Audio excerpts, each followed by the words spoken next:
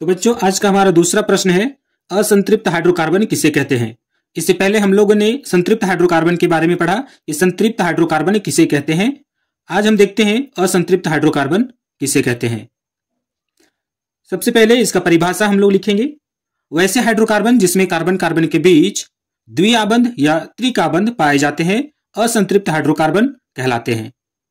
वैसे हाइड्रोकार्बन जिसमें carbon carbon के बीच क्या पाया जाता है, द्विआबंध पाए जाते हैं, डबल बॉन्ड पाए जाते हैं या फिर ट्रिपल बॉन्ड पाए जाते हैं, असंतृप्त हाइड्रोकार्बन कहलाते हैं। तो वैसे हाइड्रोकार्बन जिसमें कार्बन कार्बन के बीच क्या पाया जाता है, द्विआबंध या त्रिआबंध पाए जाते हैं, सिंगल बॉन्ड या ट्रिपल बॉन्ड पाए जाते हैं, असंतृप्त हाइड्रोकार्बन कहलाते हैं। अब हम देखते हैं कि ये कितने प्रकार के होते हैं। तो बच्चों असंतृप्त हाइड्रोकार्बन दो प्रकार के होते हैं। असंतृप्त हाइड्रोकार्बन दो प्रकार के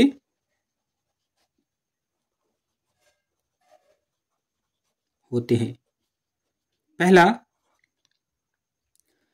जिसमें कार्बन कार्बन के बीच क्या होता है, द्विआबंध होते हैं, डबल बॉन्ड होते हैं, हम उन्हें एल्किन कहते हैं, एल्किन। और दूसरा एल्काइन, एल्काइन कहते हैं, जिसमें कार्बन कार्बन के बीच क्या होता है, डबल बॉन्ड होते हैं, और जिसमें कार्बन कार्बन के बीच ट्रिपल बॉन्ड होते हैं। जिसमें कार्बन कार्बन के बीच डबल बॉन्ड होते हैं उन्हें एल्किन कहते हैं, और जिसमें ट्रिपल बॉन्ड होते हैं उन्हें एल्काइन कहते हैं। तो बच्चों उम्मीद है यहां तक समझ में आ गया होगा। हमें लिखना कैसे है, एग्जाम में, बोर्ड एग्जाम में जब हम लिखने बैठेंगे, अपना एग्जाम देंगे तो उसके लिए तैयारी भी तो होना चाहिए ना। ठीक घर में हम उसी प्रकार हम तैयारी करेंगे, तब बोर्ड एग्जाम में हम अच्छे से लिख पाएंगे। तो सबसे पहले हम क्या करेंगे, परिभाषा लगाएंगे, फिर देखते हैं कि कितने प्रकार के होते हैं, प्रकार लिखेंगे। अब एक एक करके हम, अगर क्वेश्चन ज्यादा मार्क्स का पूछा जाए, क्वेश्चन मान लीजिए कि 5 मार्क्स का क्वेश्चन पूछ लिया है, तब हम क्या करेंगे, हमको पूरा लिखना पड़ेगा, एल्किन को और एल्काइन को भी लिखना पड़ेगा। लेकिन अगर क्वेश्चन 2 मार्क्स के आ जाते हैं, 3 मार्क्स के आ जाते हैं, तब हमें इतने से लिखेंगे और उदाहरण लेकर के चलेंगे। एल्किन और एल्काइन का एग्जाम्पल लेकर के हम अपने आंसर को कंप्लीट कर लेंगे। अब हम देखते हैं कि एल्किन क्या होते हैं।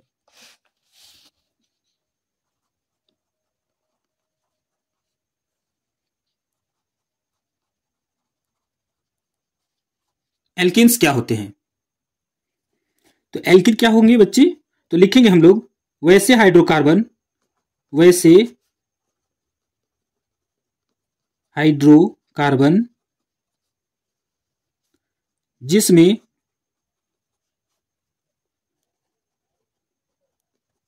कार्बन कार्बन के बीच द्विआबंध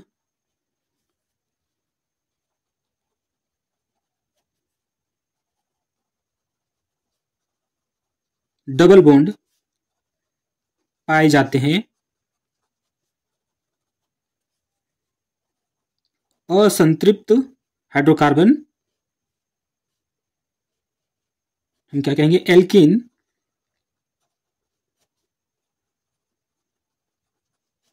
कहलाते हैं। हम क्या लिखेंगे, वैसे हाइड्रोकार्बन जिसमें कार्बन कार्बन के बीच डबल बॉन्ड पाए जाते हैं एल्किन कहलाते हैं। या हम ये भी लिख सकते हैं, वैसे असंतृप्त हाइड्रोकार्बन, हम यहां पर लिख सकते हैं वैसे असंतृप्त हाइड्रोकार्बन जिसमें कार्बन कार्बन के बीच द्विआबंध डबल बॉन्ड पाए जाते हैं एल्किन कहलाते हैं। ऐसे भी हम लिख सकते हैं, कोई हर्ज नहीं है। अब हम देखते हैं इनका सामान्य सूत्र क्या होता है। बच्चों हम लिखेंगे इनका सामान्य सूत्र।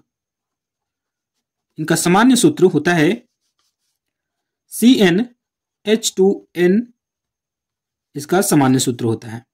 तो हम ऐसे लिखेंगे। और इनका नाम भी एक है बच्चों, इन्हें हम ओलेफिन के भी नाम से जानते हैं। एल्किन को ओलेफिन के भी नाम से जाना जाता है। एक और पॉइंट बन सकता है यहां पर कि इन्हें ओलेफिन के भी नाम से जाना जाता है। अब हम देखते हैं उदाहरण।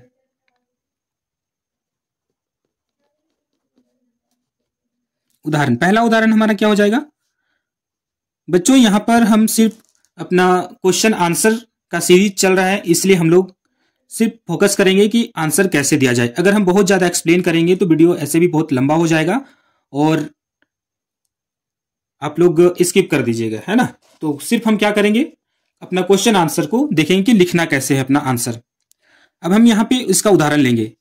तो पहला मेंबर क्या होगा, अब और एक चीज यहाँ पे थोड़ा सा और ऐड कर लेते हैं, जहां n बराबर 2, 3, 4 इत्यादि होगा। n यहाँ पे क्या होगा, एल्किन में एक से स्टार्ट नहीं होगा, क्योंकि कार्बन कार्बन के बीच क्या होना चाहिए, कार्बन कार्बन के बीच डबल बॉन्ड होना चाहिए। और अगर हम क्या करेंगे, अगर हम एक ही कार्बन रखते हैं तो उसमें डबल बॉन्ड तो पॉसिबल होगा ही नहीं। एक कार्बन में आप लोग डबल बॉन्ड कैसे बनाइएगा, नहीं हो सकता है। कार्बन कार्बन के बीच क्या होना चाहिए, डबल बॉन्ड होना चाहिए, तभी हमारा क्या होगा, एल्किन हो पाएगा। तो पहला उदाहरण क्या हो सकता है, 2 अगर लेते हैं तो क्या हो जाएगा, C2 क्या हो जाएगा, C2H क्या हो जाएगा। अब यहाँ पे देखिए 2 ले लिए है ना, अगर हम यहाँ पे 2 लेते हैं तो 2 क्या हो जाएगा, 4, CH4 हो जाएगा। इसका नाम क्या हो जाएगा, 2 कार्बन है तो एथिन, एथिन लिख सकते हैं, 2 कार्बन है। अब इसका संरचना सूत्र हम कैसे बनाएंगे, 2 कार्बन है टोटल ना, तो हम क्या करेंगे, एथ है, इसका मतलब 2 कार्बन है। 2 कार्बन है तो पहले हम क्या करेंगे, इस प्रकार 2 कार्बन को सजाएंगे। अब कार्बन कार्बन के बीच क्या कहा जाता है, डबल बॉन्ड होना चाहिए, 2 डबल बॉन्ड हम लगाएं। अब एक कार्बन कितना बॉन्ड बनाता है, 4 बॉन्ड, तो 2 बॉन्ड तो ऑलरेडी बना चुका है, 4 बॉन्ड यहां भी हो गया और 4 बॉन्ड यहां भी हो गया। अब टोटल 4 हाइड्रोजन है, तो सभी कार्बन को क्या करेंगे, एक एक हाइड्रोजन देते जाएंगे। तो इस प्रकार हमारा ये बन गया। दूसरा उदाहरण हम लेते हैं, दूसरा उदाहरण हम लेंगे C3H6 क्या हो जाएगा, C3H6 इसका नाम क्या बन जाएगा, प्रोपिन, प्रोपिन, प्रोपिन। अब इसका हम संरचना सूत्र कैसे बनाएंगे, 3 कार्बन है, 1, 2, 3 कार्बन हम लगाएं। अब क्या करेंगे, कोई एक डबल बॉन्ड लगाएंगे। डबल बॉन्ड की संख्या ज्यादा भी हो सकती है, लेकिन हम मैट्रिक एग्जाम्स की तैयारी कर रहे हैं और मैट्रिक लेवल में है, तो देखेंगे सिर्फ एक ही डबल बॉन्ड की संख्या होनी चाहिए। तो कहीं भी हम एक डबल बॉन्ड लगाएंगे, एक डबल बॉन्ड लगाएंगे, बाकी सब में सिंगल बॉन्ड लगाएंगे। ठीक है, अब क्या करते हैं, इस कार्बन के पास कितना बॉन्ड बन चुका है, एक बॉन्ड बन चुका है। अब कितना चाहिए, 3 और चाहिए, 4 हो गया। अब इसमें कितना है, 3 कार्बन है, 3 बॉन्ड बन चुका है। अब यहाँ पे एक और लगाएंगे, 4 बॉन्ड हो गया। ये कार्बन कितना बॉन्ड बना चुका है, 2, और कितना चाहिए, 2 चाहिए, 2 लगा दिए। तो इस प्रकार क्या हो गया, यहां भी 4 बॉन्ड का फॉर्मेशन हो गया। अब हम क्या करेंगे, सभी कार्बन को हाइड्रोजन प्रोवाइड करेंगे, 1, 2, 3, 4, 5, 6। तो इस प्रकार हमारा एग्जाम्पल प्रोपिन का भी हो गया है। तो बच्चों 2 एग्जाम्पल काफी है एल्किन के लिए, क्योंकि असंतृप्त हाइड्रोकार्बन के बारे में हम लोग पढ़ रहे हैं। तो पहला असंतृप्त हाइड्रोकार्बन क्या है, उसका परिभाषा हो गया। फिर असंतृप्त हाइड्रोकार्बन के प्रकार हो गए, 2 प्रकार के होते हैं, एल्किन और एल्काइन। अब हम एल्किन को देख लिए, तो एल्किन का भी परिभाषा लिखेंगे। वैसे हाइड्रोकार्बन जिसमें कार्बन कार्बन के बीच डबल बॉन्ड पाए जाते हैं एल्किन कहलाते हैं, और इसे ओलेफिन के भी नाम से जाना जाता है। एक नंबर और मिल सकता है, उसमें हम लोग ऐड कर सकते हैं, इन्हें एल्किन के भी नाम से जाना जाता, सॉरी ओलेफिन के भी नाम से जाना जाता है। ऑयल फॉर्मिंग होता है जिसका मतलब। और इसका संरचना पहले हम लोग क्या करेंगे, सूत्र लिख लेंगे, इसका सामान्य सूत्र क्या होता है, उसके बाद हम उदाहरण लिखेंगे। 2 उदाहरण काफी है, अगर चाहते हैं 3 तो 3 भी लिख सकते हैं, 2 है। अब बाकी एक और बचता है एल्काइन, तो उसके बारे में भी लिखेंगे। इसलिए हम लोग 2 ही उदाहरण लेकर चलते हैं यहां पर, नहीं तो बहुत ज्यादा लंबा हो जाएगा। ठीक है, अब हम चलते हैं एल्काइन किसे कहते हैं। तो बच्चों हम देखते हैं, वैसे हाइड्रोकार्बन जिसमें कार्बन कार्बन के बीच ट्रिपल बॉन्ड पाए जाते हैं एल्काइन कहलाते हैं। या लिख सकते हैं, वैसे असंतृप्त हाइड्रोकार्बन जिसमें कार्बन कार्बन के बीच ट्रिपल बॉन्ड पाए जाते हैं एल्काइन कहलाते हैं। तो बच्चों वैसे हाइड्रोकार्बन जिसमें कार्बन कार्बन के बीच त्रिक आबंध पाए जाते हैं, ट्रिपल बॉन्ड पाए जाते हैं, एल्काइन कहलाते हैं। अब हम इसका उदाहरण देखते हैं। सबसे पहले हम इसका सामान्य सूत्र देख लेते हैं। सामान्य सूत्र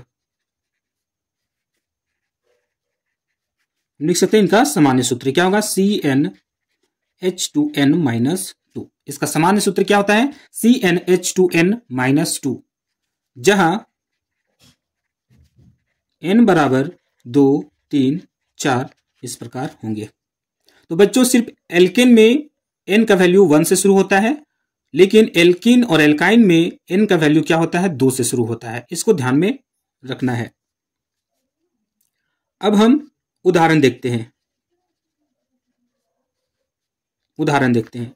पहला उदाहरण हम क्या लेंगे, 2 से शुरू होगा, है ना। n का वैल्यू 2 से शुरू होगा, तो उसके लिए क्या होता है, इथ, और एल्किन है तो एथिन हो जाएगा, सॉरी एल्काइन है ना तो एथाइन हो जाएगा। C2, अब देखिए फॉर्मूला में हम क्या लगाएंगे, n का वैल्यू 2 लेते हैं।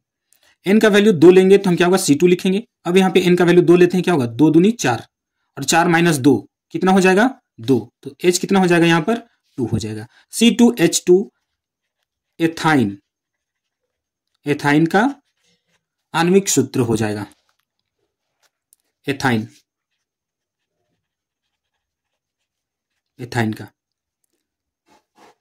अब इसका संरचना सूत्र अगर हम लोग बनाना चाहे तो यहां पे बन सकता है, और अगर नहीं बनाना चाहे तो सिर्फ नाम लिख करके काम चला सकते हैं। लेकिन अगर संरचना सूत्र लिख देते हैं तो और बेहतर हो जाएगा, क्योंकि अगर 5 मार्क्स का क्वेश्चन आए तो लिखना, संरचना सूत्र बनाना जरूरी हो जाता है। तो चलिए संरचना सूत्र बना लेते हैं। टोटल कितने कार्बन है, 2 कार्बन है, 1 2 कार्बन है। अब कार्बन कार्बन के बीच कितना बॉन्ड होना चाहिए, 3 बॉन्ड होना चाहिए। तो हम क्या करते हैं, 3 बॉन्ड यहां पर हम लगा देते हैं। अब कार्बन कितना बॉन्ड बनाता है, 4, 3 बॉन्ड तो बना चुका है, एक और कितना बनाएगा, 4 हो गया, और इधर 1 बनाएगा। और टोटल कितने हाइड्रोजन है, 2 हाइड्रोजन है, दोनों को 1 हाइड्रोजन हम दे देंगे। तो इस प्रकार इसका संरचना सूत्र बनकर आता है। अब हम दूसरा उदाहरण लेंगे। दूसरा उदाहरण हम लोग लेते हैं C3H, कितना हो जाएगा बच्चों, यहां पे ध्यान देना, n का वैल्यू हम 3 लगाते हैं। n का वैल्यू 3 लगाएंगे तो फॉर्मूला में देखिए 3 2 जा 6 हो गया, 6 माइनस 2 कितना हो जाएगा, 4, हम 4 लगाएंगे। तो ये किसका सूत्र बन जाता है, किसका आणविक सूत्र बन गया, प्रोपाइन का, प्रोपाइन का संरचना आणविक सूत्र बन गया। अब हम इसका संरचना सूत्र बनाएंगे। टोटल कितने कार्बन है, 3, 1 2 3। अब क्या करते हैं, कोई 2 कार्बन को लेकर हम क्या करेंगे, ट्रिपल बॉन्ड बनाएंगे। 3 बॉन्ड बनाते हैं, क्योंकि 3 ही कार्बन है, तीनों में अगर बनाएंगे तो हमारा ज्यादा बॉन्ड बन जाएगा, 6 बॉन्ड बन जाएगा। तो हम क्या करेंगे, कोई यहां पे ट्रिपल बॉन्ड लगाएं या यहां पे कहीं भी लगा सकते हैं। हम मान लेते हैं यहां पे हम लगा दिए, ट्रिपल बॉन्ड यहां बन गया। अब इस कार्बन को हम 1 बॉन्ड लगाते हैं, क्योंकि ये कितना बॉन्ड बनाना चाहिए, 4 बॉन्ड बन चुका है, 1 2 3 4। अब ये कार्बन कितना बॉन्ड बनाएगा, 4, 1 2 3 तो बना चुका है, और 1 बनाएगा 4। अब इसको कितना चाहिए, 4 3 1 तो बन चुका है, 1 2 3, टोटल कितना हो गया, 4 हो गया।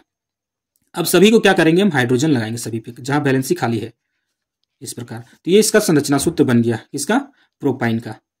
और एक इसका उदाहरण हम देख लेते हैं, चलिए एक और उदाहरण ले लेते हैं। तो बच्चों 2 एग्जाम्पल्स अगर ले लेते हैं तो काफी है, लेकिन एक एग्जाम्पल और हम लोग देखते हैं। C4H कितने हो जाएंगे, C4 फॉर्मूला में देखिए, एक बार, अगर हम 4 कार्बन लगाते हैं, 4 दूनी 8, 8 माइनस 2 कितना हो जाएगा, 6। हम क्या लगाएंगे, हाइड्रोजन 6 हो जाए। और एक बात यहाँ पे ध्यान से दे सकते, कार्बन की संख्या एक एक बढ़ती जा रही है, 2 कार्बन 3 कार्बन 4 कार्बन एक एक बढ़ती जा रही है, लेकिन हाइड्रोजन की संख्या 2 देखिए यहाँ पर 2 हाइड्रोजन, अब यहाँ पे सीधे 4 हो गया, अब यहाँ पे 6 हो गया। तो इस प्रकार संख्या बढ़ती जा रही है। इसका नाम क्या हो जाएगा, ब्यूटाइन।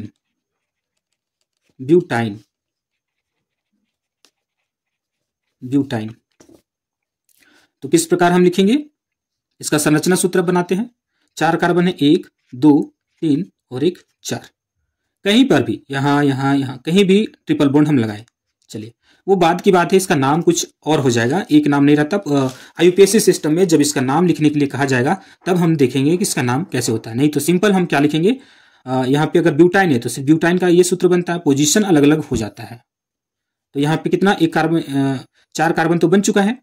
अब यहाँ पे ये कार्बन कितना, 4 बॉन्ड बना चुका है। अब ये भी क्या करेगा, 4 बॉन्ड बनाएगा। अब ये कार्बन कितना बन जाता है, 1 बॉन्ड बन चुका है यहाँ पर, 1 2 3 4 यहाँ भी बन गया, यहाँ भी 4 हो गया। अब सभी कार्बन को हम क्या करेंगे, एक एक हाइड्रोजन प्रोवाइड कराएंगे, 1 2 3 4 5 6। तो बच्चों इस प्रकार ब्यूटाइन का संरचना सूत्र बनकर तैयार हो गया है। अब इसमें एक और बात पूछा जा सकता है बच्चों, बाद में हम लोग देखेंगे, इसमें सिग्मा बॉन्ड और पाई बॉन्ड होते हैं। तो इस प्रकार जब पूछा जाए कि सिग्मा बॉन्ड और पाई बॉन्ड की संख्या कितनी है, तो हम काउंट कर सकते हैं। जैसे यहां पर सिंगल बॉन्ड में हम बात करते हैं, कार्बन कार्बन के बीच अगर सिंगल बॉन्ड हो, कार्बन कार्बन के बीच डबल बॉन्ड हो, कार्बन कार्बन के बीच ट्रिपल बॉन्ड हो। तो अब यहाँ पे ध्यान में रखना है कि कितने बॉन्ड बनते हैं, यहाँ पर किस प्रकार के बॉन्ड बनते हैं। तो टोटल हम लोग देखेंगे 2 प्रकार के यहाँ पर बॉन्ड हैं, एक सिग्मा बॉन्ड और एक पाई बॉन्ड। अगर ऐसा प्रश्न पूछा जाए तब हम क्या करेंगे, यहाँ पर देख लेते हैं। नेक्स्ट जब हम क्वेश्चन देखेंगे वैसे तो समझ में और अच्छा से आ जाएगा। तो बच्चों यहाँ हम देखते हैं जो सिंगल बॉन्ड होते हैं, जो भी सिंगल बॉन्ड होंगे वो क्या होंगे, सिग्मा होंगे। और सिग्मा को इस प्रकार लिखते हैं। अब मैथमेटिक्स नहीं है, मैथ में हम लोग क्या करते हैं, सिग्मा ऐसे लिखते हैं ना, समेशन का साइन होता है, तो ये सिग्मा लिखते हैं मैथ में।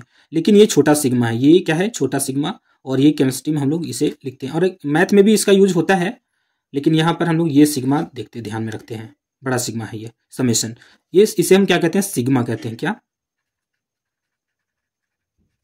सिग्मा कहते हैं। अगर सिंगल बॉन्ड है तो क्या होगा, सिग्मा होगा। अब यहां पे देखिए डबल बॉन्ड है, एक सिग्मा होगा और एक होगा पाई। ठीक है। अब यहां पे जहां ट्रिपल बॉन्ड होगा वहां पे 2 पाई होंगे और एक क्या हो जाएगा, एक सिग्मा होगा। यहां पे हम इंडिकेट करते हैं, सिग्मा होगा। तो इस प्रकार जो सिंगल होगा वो सिग्मा होगा, याद रखना है। बाकी यहां पे जैसे हम देखते हैं और कुछ सिंगल बॉन्ड, जैसे कुछ एग्जांपल यहां पे। तो बच्चों हमारा आंसर कंप्लीट हो चुका है, लेकिन हम कुछ सिग्मा बॉन्ड और पाई बॉन्ड से संबंधित कुछ अगर प्रश्न पूछे जाएंगे तो वहां पे आसानी हो जाएगा। यहीं पे हम कोशिश करते हैं समझाने का। जैसे यहां पर हम देखते हैं एल्केन का, एल्केन में देखते हैं तो सभी क्या है, सिंगल बॉन्ड है। सभी क्या सिंगल बॉन्ड, सभी क्या होंगे, सिग्मा होंगे। 2 3 4 टोटल कितने सिग्मा बॉन्ड हो गए यहाँ पर, 4 सिग्मा बॉन्ड हो गए। सिग्मा बॉन्ड की संख्या कितनी हो गई, 4 हो गई। और यहाँ पे जहां सिंगल बॉन्ड सभी, मिथेन में हमें एल्केन में सिंगल बॉन्ड ही देखने को मिलते हैं, और सिर्फ सिंगल बॉन्ड होंगे तो सभी क्या होंगे, सिग्मा बॉन्ड होंगे। एल्केन में पाई बॉन्ड नहीं मिलेंगे। पाई बॉन्ड कहां मिलेंगे, डबल बॉन्ड एल्कीन में और एल्काइन में पाई बॉन्ड देखने को मिलेंगे। इसमें हम बात करते हैं सिग्मा बॉन्ड कितने हैं। इसमें सिग्मा बॉन्ड की संख्या कितनी है, काउंट करते हैं। चलिए 1 2 3 4 5 6 7। तो 7 सिग्मा बॉन्ड से यहां पर है। एथेन में, प्रोपेन में कितने सिग्मा बॉन्ड्स होंगे, काउंट करते हैं सिग्मा बॉन्ड।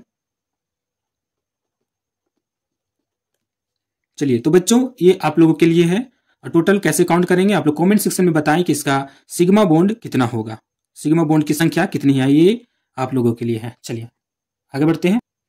अब यहां देखते हैं हम लोग एल्कीन में बात करते हैं कि कार्बन कार्बन के बीच अगर डबल बॉन्ड है इस प्रकार, तो उसमें एक सिग्मा होगा और एक पाई होगा। अब यहां देखते हैं तो सिग्मा बॉन्ड, सभी कार्बन हाइड्रोजन के बीच जो बॉन्ड है सिंगल है, ये सभी क्या होगा, सिग्मा, ये भी सिग्मा होगा, ये भी सिग्मा होगा।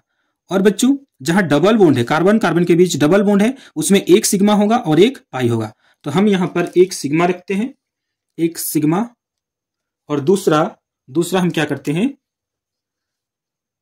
पाई को इंडिकेट करते हैं। अब यहां पे आप लोगों को लिखना है कि सिग्मा बॉन्ड कितने हैं और पाई बॉन्ड कितने हैं। तो आप लोग कमेंट सेक्शन में जरूर लिख सकते हैं सिग्मा बॉन्ड की संख्या इसमें कितनी है और पाई बॉन्ड की संख्या कितनी है। तो बच्चों सिग्मा बॉन्ड काउंट करते हैं 1 2 3 4 5। तो एथिन में सिग्मा बॉन्ड की संख्या 5 है और पाई बॉन्ड की संख्या सिर्फ 1 है। अब यहां पे आप लोग को बताना है कि प्रोपीन में सिग्मा बॉन्ड की संख्या कितनी है, सिग्मा बॉन्ड कितने हैं। जो सिंगल होंगे वे सभी सिग्मा बॉन्ड होंगे, और जो डबल होगा उसमें एक सिग्मा और एक पाई होगा। तो अब पाई बॉन्ड बतानी है, पाई बॉन्ड कितने हैं। ये क्वेश्चन है आप लोगों के लिए, आप लोग कमेंट सेक्शन में बताएं कि इसमें सिग्मा बॉन्ड की संख्या कितनी है और पाई बॉन्ड की संख्या कितनी है। चलिए अब एल्काइन में हम लोग देख लेते हैं। तो बच्चों एल्काइन में हम बात करते हैं, एल्काइन में क्या है, एल्किन में तो हम लोगों ने देख लिया, एल्किन में भी देख लिया, एल्किन में भी देख लिया। अब बात करते हैं एल्काइन का। अब यहां पे देखते हैं कार्बन कार्बन के बीच क्या है, ट्रिपल बॉन्ड है। तो ट्रिपल बॉन्ड होगा तो उसमें क्या होगा, 2 पाई और 1 सिग्मा होगा। और कार्बन हाइड्रोजन के बीच सभी क्या होगा, सिग्मा बॉन्ड, यहां भी सिग्मा बॉन्ड, और यहां 1 सिग्मा बॉन्ड होगा, और 2 क्या होंगे, 2 पाई बॉन्ड होंगे, 2 पाई बॉन्ड होंगे, ये और ये पाई बॉन्ड। तो बच्चों पाई बॉन्ड क्या होते हैं ना, कमजोर होते हैं, इसलिए ये एल्कीन और एल्काइन, यहाँ पे पाई बॉन्ड पाए जाते हैं, ये अधिक क्रियाशील होते हैं, और एल्केन कम क्रियाशील होते हैं, सिग्मा बॉन्ड मजबूत होते हैं, जल्दी टूटते नहीं है। तो यहाँ पे सिग्मा बॉन्ड कितने हैं आप लोग बताएं, सिग्मा बॉन्ड, पाई बॉन्ड। अब यहाँ पे सिग्मा बॉन्ड की संख्या कितनी है, काउंट करते हैं 1 2 3। तो एथाइन में सिग्मा बॉन्ड की संख्या 3 है और पाई बॉन्ड की संख्या 2 है।